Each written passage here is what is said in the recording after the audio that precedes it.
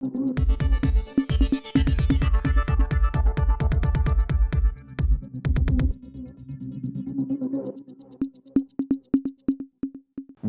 இது news focus Tamil. இன்றைக்கு நம்முடன் மூத்த பத்திரிகையாளர் திரு பிரியன் அவர்கள் இணைந்திருக்கிறார். சார் வணக்கம். சார் வணக்கம். எலெக்ஷன் பிரச்சாரம் முதல் கட்டத்துக்கு பிறகு இந்த வெறுப்பு பிரச்சாரம் ரொம்ப தீவிரமாக இருந்தது. இப்போ இரண்டாம் கட்டத்துக்கு பிறகு பிரதமர் மோடி வைக்கக்கூடிய அந்த பிரச்சார கருத்துக்கள்லாம் பார்த்தீங்கன்னா அப்படின்னா முக்கியமாக அவர் வந்து காங்கிரஸ் தான் ஃபோக்கஸ் பண்ணி இந்தந்த விஷயங்களை பட்டியலிடுறாரு. அதாவது ஏற்கனவே குறிப்பிட்ட மாதிரி இஸ்லாமியர்களுக்கு ஆதரவாக தான் எல்லாத்தையும் செய்கிறாங்க அப்படிங்கிற மாதிரியும், இடஒதுக்கீட்டை பொறுத்த வரைக்கும் மத ரீதியான இடஒதுக்கீட்டை காங்கிரஸ் கொடுக்க முயற்சி செய்யுது, அதை தான் அவங்க வாக்குறுதியாக கொடுத்துருக்காங்க அப்படிங்கிற மாதிரியும் சொத்து வரி விஷயத்தை குறிப்பிட்றாரு. அடுத்தது என்ன குறிப்பிட்றாருன்னா, பெரும்பான்மைக்கு தேவையான இடங்களை கூட காங்கிரஸ் வந்து நிற்கலை, இன்னும் போட்டியிடலை. இப்போ வந்து அந்த மாதிரியான காங்கிரஸ்க்கு நீங்கள் வாக்களித்து ஓட்டு போட்டுறாதீங்க அப்படிங்கிறாரு. கூடுதலாக என்னென்னா, நாளைக்கு இந்தியா கூட்டணி ஜெயிச்சு ஆட்சிக்கு வந்தால் கூட 5 வருஷத்தில் 5 பிரதமரை நீங்கள் பார்ப்பீங்க. இப்போ ஒரு வலிமையான பிரதமர் உங்களுக்கு கிடைக்க மாட்டாங்க, வலிமையான பிரதமர் வேணும்னா எனக்கு வாக்களிங்க அப்படிங்கிற மாதிரி அவருடைய அந்த பிரச்சாரத்தை செட் பண்ணுறாரு. எப்படி பார்க்குறீங்க? இங்கே பிரச்சனை வந்து வலிமையான பிரதமர் இல்லையான்னு முக்கியம். அதை சர்வாதிகார பிரதமராக ஜனநாயக பிரதமராக அதுதான் பிரச்சனை. இங்கே உங்களை வந்து சர்வாதிகார பிரதமராக நீங்கள் இருப்பீங்க, நீங்கள் உங்களை அகற்றணும் தான் இந்தியா கூட்டணி ஒருங்கிணைந்திருக்கு. மோடி வேண்டான்றதில் ஒன்றா இருக்காங்க. யார் பிரதமர்ன்றது அது அடுத்த கட்டம். முதல்ல மோடி வேண்டாம் அப்படின்றத இந்தியா கூட்டணி ஒன்றாக இருக்குது. இன்னொரு பாயிண்ட் வந்து காங்கிரஸ் அதிக இடங்களில் போட்டி போடலைன்னா அது ஒரு ஸ்ட்ராட்டஜி. ஒரு கூட்டணியாக ஃபார்ம் பண்ணிருக்கும் போது அவங்க வந்து அவங்க கூட்டணியில் இருக்கிற மற்ற கட்சிகள் போட்டி போடுறதுக்கு இடம் கொடுத்துருக்காங்க. இப்போ தமிழ்நாட்டில் திமுக பெரிய கட்சி, அது 22 இடங்கள் தான் போட்டி போடுது. மீதி 18 இடங்கள் பாண்டிச்சேரி சேர்த்து 18 இடங்கள் மற்ற கட்சி தானே போட்டி போடுறாங்க. சரி, நான் தான் பெரிய கட்சி, நான் 35 இடங்களில் நான் போட்டி போடுவேன், மற்ற யாரும் கொடுக்க மாட்டேன், என்னை சப்போர்ட் பண்ணுன்னு சொல்ல முடியுமா? ஸோ கூட்டணி கட்சிகளுக்கு இடம் பகிர்ந்து கொடுக்கும்போது முக்கிய கட்சிக்கு இடம் குறையறதுக்கான வாய்ப்பு இருக்குது. இது ஒரு ஸ்ட்ராட்டஜி, கூட்டணியில் இயல்பாக இருக்கிற ஒரு விஷயம். உங்களுக்கு கூட்டணி கிடையாது. உங்களுக்கு மகாராஷ்டிரா தவிர, உங்களுக்கு ஆந்திராலையும் மகாராஷ்டிராலையும் தவிர வேறு எங்கே உங்களுக்கு கூட்டணி இருக்குது? கூட்டணி கிடையாது. அவங்களுக்கு வந்து எவ்வளோ ஸ்டேட்டில் கூட்டணி இருக்குது, அதனால் கூட்டணி கட்சிக்கு பகிர்ந்து கொடுக்குறாங்க. அதில் என்ன தப்பு இருக்குது ஆக்சுவலாக வந்து? ஸோ அதனால் அவர் சொல்கிற அந்த வாதம் எடுபடாது. அதாவது மத ரீதியான பிரச்சாரம் முஸ்லீம்களுக்கு பிரித்து கொடுப்பாங்க. முதல்ல அடிப்படையாக இந்த பிரைம் மினிஸ்டர் ஒன்று புரிஞ்சுக்கணும். மத ரீதியான ரிசர்வேஷன் எங்கேயுமே கிடையாது. ஓபிசின்ற ஒரு லிஸ்ட்டில் வந்து முஸ்லீம் ராவுத்தர், முஸ்லீம் மரைக்காயர், முஸ்லீம் காக்கா, முஸ்லீம் லப்பை அப்படின்னு இருக்கும். அந்த லப்பை, காக்கா, மரைக்காயர், ராவுத்தர் அவங்க தான் பிற்பட்டவர்கள். அவங்க பேர் தான் அந்த லிஸ்ட்டில் இருக்கும். அவங்க முஸ்லீமாக இருக்காங்க. இப்போ ஹிந்துவில் வந்து படையாச்சி, வேளாளர், அந்த மாதிரி ஜாதிகள்லாம் நிறையா இருக்குல்ல, முத்திரையர் ஜாதிகள்லாம் நிறையா இருக்கு இல்லையா, அந்த வண்ணார், கோயவர், எவ்வளோ ஜாதி இருக்கு இல்லையா. அவங்க ஹிந்து படையாச்சி, ஹிந்து கவுண்டர், ஹிந்து வெள்ளாளர் அப்படி தான் கூப்பிட்றாங்க. அவனை நீ இந்து கோட்டான்னு சொல்கிறியா? அவனை ஓபிசியே தான் இருக்கான், இந்து கோட்டான்னு நம்ம சொல்கிறோம். அது மாதிரி இவனை முஸ்லீம் கோட்டான்னு சொல்ல முடியாது. இவங்க அந்த ஓபிசி பட்டியலில் அந்த முஸ்லீம்களுக்கு உள்ள பிரிவுகளில் அவங்க இருக்காங்க. அவங்க முஸ்லீமாக இருக்காங்க, அவ்வளோதான். அதில் கிறிஸ்டின்லேயும் சில பேர் பிரிவுகள் இருப்பாங்க, அவங்க ஓபிசி கோட்டாவில் இருப்பாங்க. அதனால் இதே அந்த அடிப்படையில் தான் ஓபிசி லிஸ்ட்டே தயாரிக்கப்படுகிறது.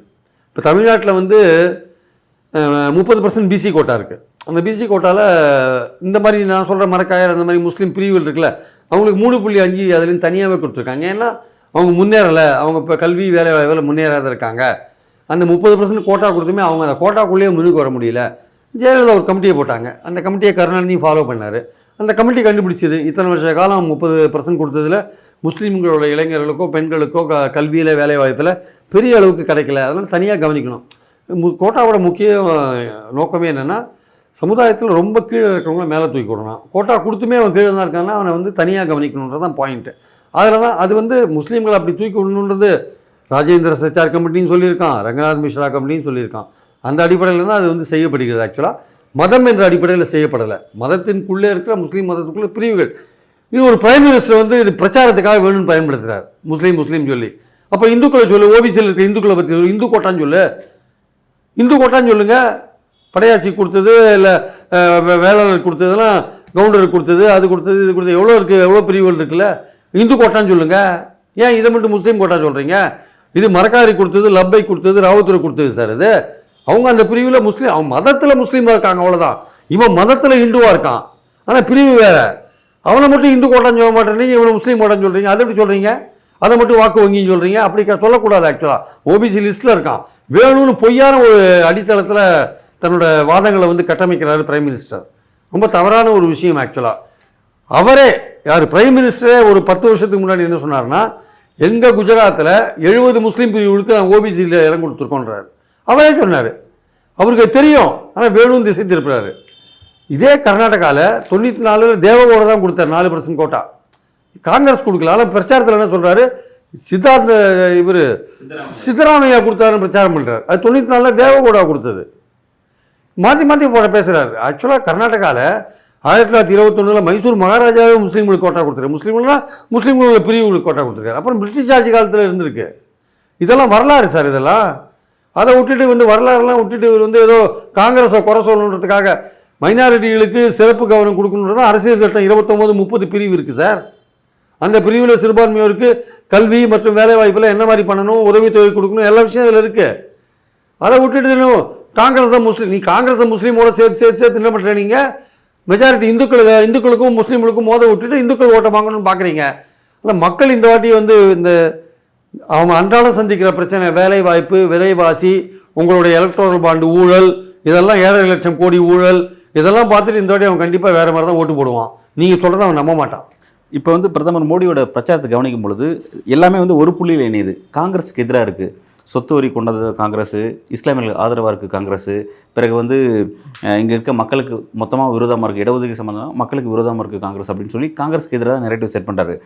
வெற்றி பெறதுக்கு வாய்ப்பே இல்லாத காங்கிரஸுக்கு வாக்களித்து உங்கள் வாக்கை வீணாக கேடாதீங்க அப்படின்னு சொல்கிறார். அப்படின்னா அப்போ அவருக்கு சில என்ன தகவல் அவருக்கு வந்திருக்கு, அவர் என்ன முடிவுக்கு அந்த இடத்துக்கு வந்திருக்காரு. அதாவது மக்கள் இந்த மாதிரி காங்கிரஸ் தான் ஓட்டு போட போகிறாங்க, அப்போ காங்கிரஸுக்கு எதிரான பிம்பத்தை வலிமையாக கட்டமைக்க வேண்டிய இடத்துக்கு தான் தள்ளப்படுறோம் அப்படிங்கிற இடத்துக்கு அவர் எதனால் வந்தார்? அதாவது ஏதாவது பொய் பிரச்சாரம் பண்ணியாவது காங்கிரஸை தோக்கடிக்கணும், மதவெறி பிரச்சாரம் பண்ணியாவது காங்கிரஸை தோக்கடிக்கணுன்றத ஒரு நோக்கமாக போச்சு.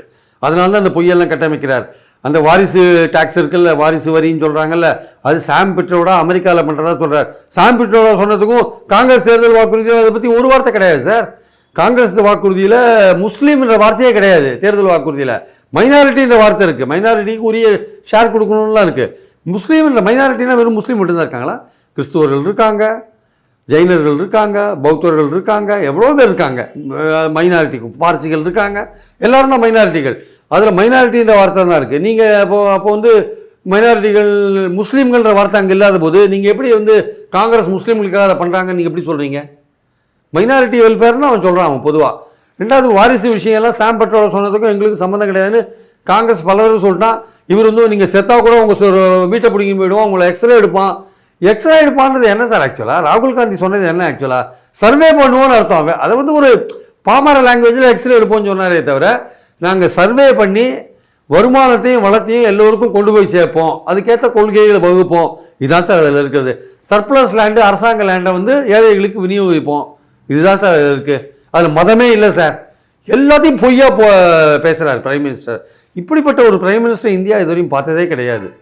இவ்வளோ பொய் பேசுகிற பிரதமரை India has never seen so far. So இதனால் இந்த பொய் பிரச்சாரம் மக்களுக்கு இதெல்லாம் பொய் பிரச்சாரம்னு மக்களுக்கு கொண்டு போய் சேர்க்குற லெவலில் இந்தியா கூட்டணி இருக்கான்னா, எனக்கு தெரிஞ்சு காங்கிரஸ், மற்றவங்களாம் விடுங்க, காங்கிரஸ் இருக்கான்னா அந்த அளவுக்கு அதோட பிரச்சாரம் இல்லை. அது காரணம் அதுக்கு பணம் இல்லாதது ஒரு காரணமாக இருக்கலாம், அதுக்கு வாய்ப்பு வசதிகள் இல்லாத ஒரு காரணமாக இருக்கலாம். காங்கிரஸை பொறுத்த மட்டும் கீழ் லெவலில் அதுங்களுக்கு ஆளுங்க கிடையாது. மக்களாக பார்த்து இந்த அரசாங்கத்துக்கு மேலே வெறுப்பு ஏற்பட்டு காங்கிரஸுக்கு ஓட்டு போட்டால் தான் உண்டு. அவர்கள் பண்ணுற சஃபரிங்ஸில் ஐயா வேணாம்ப்பா, ஒரு சேஞ்ச் வேணும், மாற்றம் வேணும், 10 வருஷம் போகணும்னு ஓட்டு போட்டால் தான் உண்டு. மற்றபடி லெஃப்ட் டு பாஜகவை பொறுத்த மட்டும் கீழே ஆள் இருக்குது. பாஜகவுக்கு பிடிக்காதவனை கூட மாற்றி பாஜகவுக்கு போட வச்சுருவாங்க. ஈவன் காங்கிரஸ் வேட்பாளரே வித்ரா பண்ண வைக்கிறாங்களே, குஜராத்தில் நடக்கலையா? அவன் கடைசி நாளில் வித்ரா பண்ணால் எப்படி சார் காங்கிரஸ் மாற்று கேண்டிடேட் போட முடியும்? இந்தூரில் நடந்தது. இதெல்லாம் ஒரு சர்வாதிகாரத்தோட நுனி, இதெல்லாம் அறிகுறிகள். இதெல்லாம் ஒரு கேண்டிடேட்டை நீங்கள் பணம் கொடுத்து அவன் வித்ரா பண்ணுறான், உடனே சுயேட்சைகள்லாம் இப்போ இந்தூரில் பாருங்க, நாளைக்கு சுயேட்சைகள்லாம் வித்ரா பண்ணுவான், அவன் விரும்பினதை அனௌன்ஸ் பண்ணுவாங்க. சுயேட்சை ஆதரிக்கக்கூடிய இடத்துக்கு தள்ளப்படக்கூடிய இது ஏன் எப்படி நடக்குது? அவன் விலைக்கு போகிறான்றது ஒரு பக்கம் சார், காங்கிரஸ்காரன் விலை போகிறான், ஆனால் அவனை நீங்கள் ஏதோ ஒரு விதத்தில் பயமுறுத்துறீங்க. அவன் பேர் ஏதோ கேஸ் இருக்கான், ஏதோ பழைய கேஸ் ஒன்று இருக்கான் அந்த இந்தூர் காங்கிரஸ்காரன், அதை வச்சு அவனை பயமுறுத்திருக்காங்க. அந்த லோக்கல் கவர்மெண்ட் பாஜக கவர்மெண்ட் தானே, பயமுறுத்தியிருக்காங்க. அதாவது ஒருத்தர் வந்து ஒன்று தன்னோட வேட்புமனு நிராகரிக்கப்பட்டு அவர் வந்து தலைமறைவாகிறார், காங்கிரஸ் வேட்பாளர் தலைமறைவாகிறார் 3 அப்படின்னா நாள் கழிச்சு வேற தலைமறைவாகிறாரு, அல்லது வேட்புமனு வந்து தாக்கல் பண்ணுற இடத்துக்கு வந்துட்டு வந்து தன்னோட மனுவை ரிட்டர்ன் வாங்கிட்டு அவர் வந்து வாபஸ் வாங்கிட்டு போய் பாஜக இணைகிறார் அப்படின்னா உடனடியாக அவர் வீட்டுக்கு வந்து போலீஸ் பாதுகாப்பு ரொம்ப அதிக அளவில் போலீஸ் போடப்படுது. சென்ட்ரல் கவர்மெண்ட் வந்து வேற மாதிரி அந்த இடத்துல அவங்களை கையாளுது. எப்படி சார் புரிஞ்சுக்கிறது? ஒன்றும் இல்லை, இதெல்லாம் வந்து நாங்கள் எங்ககிட்ட அதிகாரம் இருக்குது, எங்ககிட்ட பணபலம் இருக்குது, ஆள் பலம் இருக்குது, நாங்கள் என்ன வேணால் பண்ணுவோம். ஸோ அரசாங்கம் எங்ககிட்ட இருக்குது, நாங்கள் நினச்சதை பண்ணுவோம். ஆக்சுவலாக இப்போ வந்து தேர்தல் நடத்தை விதிகள் இருக்கிற காலத்தில் வந்து எந்தவித கவர்மெண்ட்டுக்கு எந்தவித பவரும் கிடையாது. ஆனால் இப்போ அமித்ஷா வந்து டெல்லி போலீஸ்க்கு அவர் தான் இன்சார்ஜ். இப்போ அவருடைய பிரச்சனையை எடுத்துன்னு ஆடுறாங்கல்ல டெல்லி போலீஸு, அங்கே எங்கே நாடு முழுக்க முதல்வருக்கே நோட்டீஸ் கொடுக்குறாங்கல்ல. இது மாதிரி சாதாரண நாள் கொடுத்தா நீங்கள் பண்ணுவீங்களா? பண்ண மாட்டீங்கல்ல. இது அதிகாரம், எங்கள் அதிகாரம் எங்கள் கையில் இருக்குது. நாங்கள் யாரை வேணால் விலைக்கு வாங்குவோம். இதுக்கு முன்னாடி நாங்கள் மத்திய பிரதேஷ் கவர்மெண்ட்டே கவுத்தோம், நாங்கள் இதுக்கு முன்னாடி கர்நாடகா கவர்மெண்ட்டே கவுத்தோம், நாங்கள் இமாச்சல பிரதேஷ் கவர்மெண்ட்டே ஆட்டம் காமிக்க வச்சோம், நாங்கள் அங்கே பீகாரில் நிதிஷ்குமாரையே நாங்கள் விலைக்கு வாங்கிட்டோம், எங்களால் மகாராஷ்டிராவில் நாங்கள் ஆட்சியை கவுத்தோம். எங்ககிட்ட பணம் இருக்குது, நாங்கள் என்ன வேணால் பண்ணுவோம். அதுதான் அவங்க பாயிண்ட்டு. இதெல்லாம் சர்வாதிகாரத்தோட அறிகுறி. இதுதான் இந்தியா கூட்டணி சொல்லுது. மீண்டும் மோடி வந்தால் சர்வாதிகாரம் வரும்ன்ட்டு இதை ஒழிக்கணும்னு சொல்கிறதுக்கு காரணம், மோடி வர வேண்டாம் சொல்கிறதுக்கு காரணம் சர்வாதிகாரத்தின் அறிகுறி ஏற்கனவே தெரிய ஆரம்பிச்சிருக்கு. 3வது தடவை வந்தாலும் ரொம்ப அதிகமாக தெரியும், அரசியல் சட்டம் மாற்றப்படுன்றது தான் இந்தியா கூட்டணி வைக்கிற ஒரே விஷயம். ஆனால் இவர் என்ன பண்ணுறாரு இன்டெலிஜென்ட்டா, ஏதோ காங்கிரஸ் வந்து அரசியல் சட்டத்தையே மாற்றி ஓபிசிக்கு இடஒதுக்கீடு பண்ணுவாங்கன்றார். காங்கிரஸ் சொன்னது என்ன? ஜாதிவாரி கணக்கெடுத்து ஓபிசிக்கு கோட்டாவை அதிகப்படுத்தணும், 50% மேலே கொண்டு போகணும் தான் காங்கிரஸ் சொன்னது. இவர் கதையை திருப்புறாரு. இவர் கோட்டாவே பிடிக்கணும் வந்திருப்பாரு. எவ்வளோ மோசமான போய் பிரச்சாரம் சார். சார் இப்போ வந்து அவருடைய பிரச்சாரம் வந்து ஒரு அடிப்படை ஒரு அரசியல்வாதிக்கான அந்த நேர்மையே இல்லாத அளவில் வந்து முன்னுக்கு பின் முரணான விஷயத்தை எடுத்து பிரச்சாரம் பண்ணுறாரு. வாக்குறுதியில் இல்லாத விஷயத்தெல்லாம் எடுத்து பண்ணுறாரு. வாங்க சேலஞ்ச் பண்ணலாம், அதில் என்ன இருக்குன்னு பேசலாம் கூப்பிட்டா கார்கே கூப்பிட்றாங்க, சிதம்பரம் கூப்பிட்றாங்க, போவே மாட்டேங்கிறார் அப்படிங்கலாம் நம்ம கவனிக்கிறோம். சார் நேருக்கு நேர் இன்டர்வியூ கொடுக்க மாட்டார் சார், அப்புறம் எப்படி சார் எல்லாம் போவார்? ரைட், அவர் பண்ண மாட்டார். பட் ஆனால் வந்து அவருடைய பிரச்சாரம் பார்த்தீங்கன்னா இந்த அளவுக்கு அவர் இறங்கி, அதாவது ஒரு பிரதமர்ன்ற இடத்தை தாண்டி ஒரு 4ஆம் கட்ட பேச்சாளர் அப்படிங்கிற மாதிரி அளவுக்கு அவர் இறங்கி பேசுறது அப்படிங்கிறது அது எதனுடைய வெளிப்பாடாக நம்ம அதை புரிஞ்சுக்கலாம்? தோல்வியோட வெளிப்பாடு. முதல் கட்டத்தில் அவர் என்ன சொன்னார் ஒரு பேட்டியில், முதல் கட்டத்தில் வந்து இந்தியா கூட்டணி முடிஞ்சுது அப்படின்னு நான் சொல்லிட்டேன் எல்லாத்தையும். 2வது கட்ட தேர்தல் அழிஞ்சுது அப்படின்னு சொல்லிட்டாராம். உண்மையிலேயே முடிஞ்சது அழிஞ்சது யாரும் தெரியல ஆக்சுவலாக. ஏன்னா முதல் கட்ட வரையும் நீங்கள் வந்து காங்கிரஸை வந்து இந்துக்களுக்கு எதிரி, ராமர் கோவிலுக்கு எதிரி, ராமருக்கு எதிரிலாம், ராமரோட நீங்கள் பெரிய ஆளுங்களாம் கேட்டு பேசியிருந்தீங்க. முதல் கட்டம் முடிஞ்ச உடனே நீங்கள் பேச ஆரம்பிச்சது என்ன? இஸ்லாமியர்களுக்கு வந்து கோட்டாவை எடுத்துன்னு போயிடுவாங்க, உங்கள் தங்கத்தை பிடிக்கிடுவாங்க, உங்கள் தாலியை எடுத்துருவாங்க, அப்படி தானே பேச ஆரம்பிச்சிங்க நீங்கள். ஸோ உங்கள் பிரச்சாரத்தோட போக்கே மாறி போச்சு இல்லை?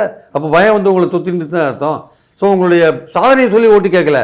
5 கோடி பேருக்கு நான் வீடு கட்டி கொடுத்தேன், இல்லை 8 கோடி பேருக்கு நான் ஆயுஷ்மான் பாரத் இன்சூரன்ஸ் கொடுத்தேன், எல்லாம் நீங்கள் சொல்லுங்கள்.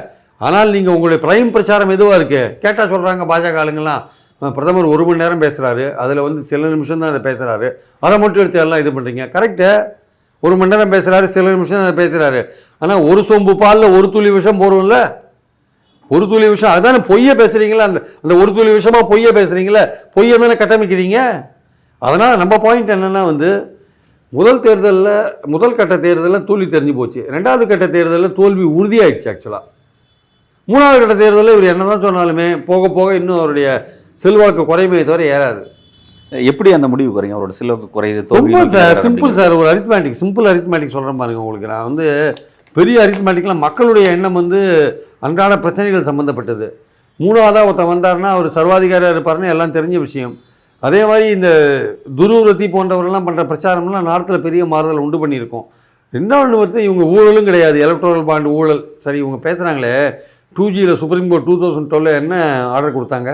ஃபஸ்ட்டு கம் ஃபஸ்ட் சர்வ்டு கொடுத்தது தப்பு, முதல்ல வந்தவனுக்கு முதல்ல கொடுத்தது தப்பு, ஏழை முறையில் கொடுத்துருக்கணும்னு தானே சொன்னாங்க.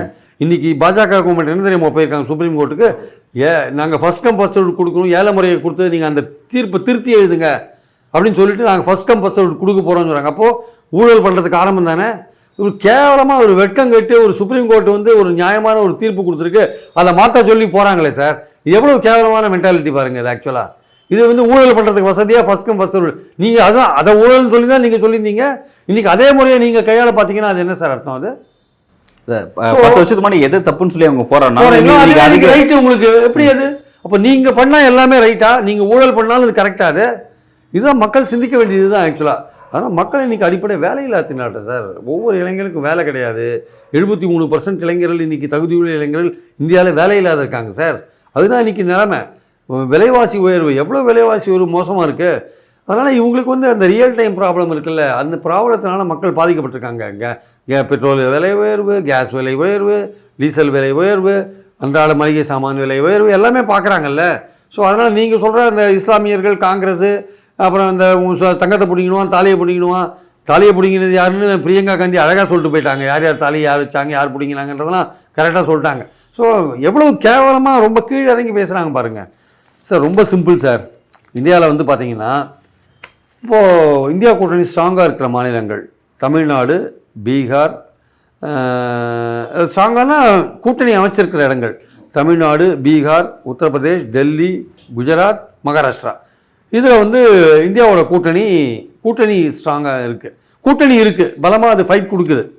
அதில் இருக்கிறது மொத்தம் வந்து 240 சீட் இருக்குது சார். அதில் வந்து மொத்தம் இப்போல்லாம் குஜராத்லாம் பார்த்தீங்கன்னா நீங்கள் இந்த ராஜ்புத் ப்ராப்ளம் அது இதுன்னு போயிட்டுருக்கு. குஜராத்தில் இப்போ பாஜகலேயே இன்ஃபைட்டிங்லாம் போயிட்டுருக்கு. அங்கேயே வந்து 26 இடங்கள் அது குறையிறதுக்கான சான்ஸ் இருக்குது. 4-5 இடங்கள் இது இழக்கிறதுக்கான சான்ஸ் இருக்குது. தமிழ்நாட்டில் 39 இங்கே இந்தியா கூட்டணி தான் வரும் உங்களுக்கு. பீகாரில் முந்தி மாதிரி நீங்கள் 40க்கு 40 சீட்லாம் அங்கே எடுக்க முடியாது. அங்கேயும் வந்து தேசிய ஸ்ரீராம் செல்வாக்கா இருக்கார், 20 சீட்டாவது அவர் வாங்குவார். யூபியில் 80 சீட்டில் நிச்சயமாக அங்கேயும் வந்து ஒரு வாய்ப்பு வந்து இந்தியா கூட்டணிக்கு இருக்குது. அகிலேஷும் காங்கிரஸும் இருக்காங்க. 20லேருந்து 25 இடங்களாவது அவங்க வாங்குவாங்க. டெல்லியில் 7 இடங்களில் அட்லீஸ்ட் 3-4 இடங்களாவது வாங்குவாங்க. குஜராத்தில் ஒரு 3-4 இடங்களாவது வாங்குவாங்க. மகாராஷ்டிராவில் நீங்கள் முந்தி மாதிரி 48 இடங்களில் 41 இடங்கள் வாங்க முடியாது. இந்த வாட்டி அங்கேயும் ஸ்ட்ராங் ஃபைட் போயிட்டுருக்கு. ஸோ இப்படிலாம் பார்க்கும்போது மொத்தம் இருக்கிற 240 சீட்டில் ரொம்ப குறைவாக நீங்கள் கன்சர்வேட்டிவாக போட்டால் கூட ஒரு 100 இடங்கள் இந்தியா கூட்டணி வரதுக்கான வாய்ப்பு இருக்குது. அந்த ஏரியாவில் 100 இடங்கள். அதே மாதிரி பார்த்தீங்கன்னா பஞ்சாபில் 13, வெஸ்ட் பெங்காலில் 42, கேரளாவில் 20. இது 3த்துலேயும் கூட்டணி கிடையாது. காங்கிரஸும் கம்யூனிஸ்ட்டும் போட்டி போடுறாங்க. மொத்தம் இருக்கிற இடங்கள் 75.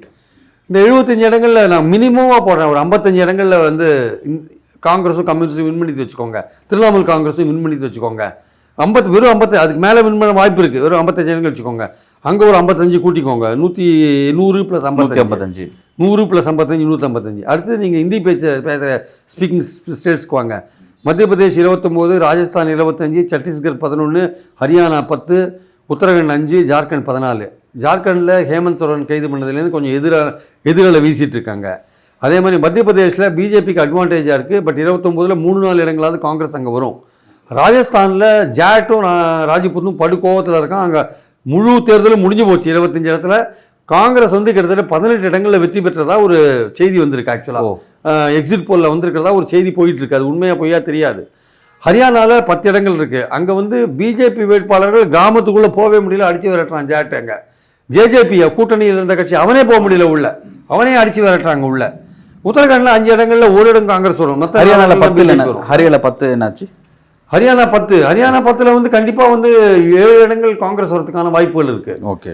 ஸோ இது மாதிரி பார்த்தீங்கன்னா அங்கே பார்த்தீங்கன்னா மொத்தமாக பார்த்தீங்கன்னா ஒரு 94 இடங்கள் இருக்குது சார். ஓகே. உத்தரகாண்ட், ஜார்க்கண்ட். உத்தரகாண்ட் 5ல் 4 பிஜேபி வந்துடுவாங்க, 1 தான் காங்கிரஸ் வரும். ஜார்க்கண்டில் 14ல் வந்து 7 காங்கிரஸ் வரதுக்கான வாய்ப்பு இருக்குது. ஓகே. ஸோ இப்படிலாம் பார்க்கும்போது 94 இடங்கள் இருக்குது. 94 இடங்களில் நான் மினிமமாக போடுறேன். இந்தி கார்டனில் இருக்கிறதுனால 25 இடங்கள் தான் இந்தியா கூட்டணிக்கு நான் கொடுக்குறேன். ஓகே. ஸோ 25 இடங்கள் வச்சுக்கோங்க. அடுத்து சவுத் எடுத்துக்கோங்க. சவுத்தில் வந்து 130 இடங்கள் இருக்குது. சவுத்தில் வந்து பார்த்திங்கன்னா பிஜேபிக்கு எங்கே ஆதரவு இருக்குது? பிஜேபிக்கு வந்து கர்நாடகாவில் இருக்குது. கர்நாடகாவில் அது இந்த வாட்டி 12 இடங்களுக்கு மேலே போகிறதுக்கு வாய்ப்பு இல்லை. ஆந்திராவில் 6 இடங்களில் போட்டி போடுறாங்க. கூட்டணியில் 2 இடங்களில் வின் பண்ணாலும் 14 தான் அங்கே வரும். அதே மாதிரி பார்த்திங்கன்னா தெலுங்கானாவில் போன வாட்டி 4 இடங்கள், இந்த வாட்டி கூட ஒரு இடங்கள் 2 இடங்கள் வரத்துக்கான வாய்ப்பு இருக்குன்றாங்க. மொத்தம் 17 இடங்கள். காங்கிரஸ் ஒரு 11, 12 வரும். அங்கே 6 இடங்களே பிஜேபிக்கு வச்சுக்கோங்க தெலுங்கானாவில். அங்கே இது ஒரு 12, 2, 14, ஒரு 6, 20 வரும். கேரளாவில் ஒரு இடத்துல ஓப்பன் பண்ணுவாங்க அக்கௌண்ட்டுன்றாங்க. ஸோ ஒரு 16, 17 இடங்கள் வச்சுக்கோங்க. அதிகபட்சம் போனாலே அது 20க்கு மேலே அது வின் பண்ணுறதுக்கான சான்ஸே கிடையாது. அதுக்கு பதிலாக காங்கிரஸ் இம்ப்ரூவ் பண்ணும். எங்கே தெலுங்கானாவில் காங்கிரஸ் இம்ப்ரூவ் பண்ணுது, கர்நாடகாவில் காங்கிரஸ் இம்ப்ரூவ் பண்ணுது, ஆந்திராவில் கூட ஒரு இடம் வரதுக்கான வாய்ப்பு இருக்குன்றாங்க. இந்த போட்டி போடுற ஷர்மிளா போட்டி போடுற இடத்துல வின் பண்ணுறதுக்கான வாய்ப்பு இருக்குன்னு ட்ரை பண்ணுறாங்க. ஸோ அந்த மாதிரிலாம் இருக்கும்பொழுது கேரளாவில் காங்கிரஸும் கம்யூனிஸ்டும் தான் வரதுக்கான வாய்ப்பு இருக்குது. ஒரு இடத்துல பாஜக வரதுக்கான வாய்ப்பு இருக்குது. ஸோ இந்த மாதிரி நான் வந்து 130 இடங்களில் இந்தியா கூட்டணிக்கு வெறும் 90 இடங்கள் தான் கொடுக்குறேன். அதிகமான இடங்கள் கூட கொடுக்குறேன். வெறும் 90 இடங்கள் தான் கொடுக்குறேன். நாங்கள் 40 இடங்கள் கூட பிஜேபி லிபரலாக கொடுத்துட்றேன் நான். ஓகே. நார்த் ஈஸ்ட்டில் பார்த்தீங்கன்னா 11 இருக்குது. நார்த் ஈஸ்ட்டில் 11 வந்து இந்த வாட்டி அங்கே இருக்கிற லோக்கல் பார்ட்டிலாம் கொஞ்சம். நார்த் ஈஸ்ட்டில் 11. நார்த் ஈஸ்ட்டில் 11, அஸ்ஸாமில் 14. நார்த் ஈஸ்ட் மொத்தம் 25 அங்கே 25. இப்போ நீங்கள் 11 பிரிச்சிருக்கீங்க. 11 நார்த் ஈஸ்ட்டில். Right, அசாமை தவிர்த்து சொல்கிறேன். அசாம் தவிர்த்து, ஓகே. அசாமை தவிர்த்து 11 இருக்குது. அங்கே வந்து மிசோராம், மணிப்பூர், மேகாலயா இங்கெல்லாம் வந்து காங்கிரஸ் வின் பண்ணுறதுக்கு சான்ஸ் இருக்குது. 4 தொகுதிகளில் வின் பண்ண சான்ஸ் இருக்குது. மற்ற இடத்துல லோக்கல் பார்ட்டிலாம் வின் பண்ணோம். அந்த மற்ற லோக்கல் பார்ட்டிலாம் பாஜகவோட கூட்டணியில் இருக்காங்க. ஸோ அந்த 4 தொகுதிகள் அங்கே போட்டிங்கன்னா ஸோ அந்த 90 + 4 கூட்டிக்கோங்க. அதுக்கு அஸ்ஸாமில் 14 இடத்துல 3 இடங்களில் காங்கிரஸ் வெற்றி பெறதுக்கான வாய்ப்பு இருக்குது. அந்த தருண் கோகோயோட பையன்லாம் வின் பண்ணுவான். அவங்க ஒரு 3 இடங்களில் வின் பண்ணுறதுக்கான வாய்ப்புகள் இருக்குது. அது தவிர பார்த்தீங்கன்னா லக்ஷதீப்பில் 1 இருக்குது, கோவாவில் 2 இருக்குது, அந்தமான்ஸில் 1 இருக்குது. ஜம்மு 4 முக்கியமான விஷயம். ஜம்மு அது கடைசியில் வரும். மொத்தம் 4 இடங்கள் இருக்குது. இந்த 4 இடங்களில் ஒரு இடங்கள்லையாவது காங்கிரஸ் வின் பண்ணும். லக்ஷதீப்லேயோ கோவாலேயோ அந்தமான்லேயோ மொத்தம் 4 இடங்கள், ஒரு இடங்கள்லையாவது வின் பண்ணும்.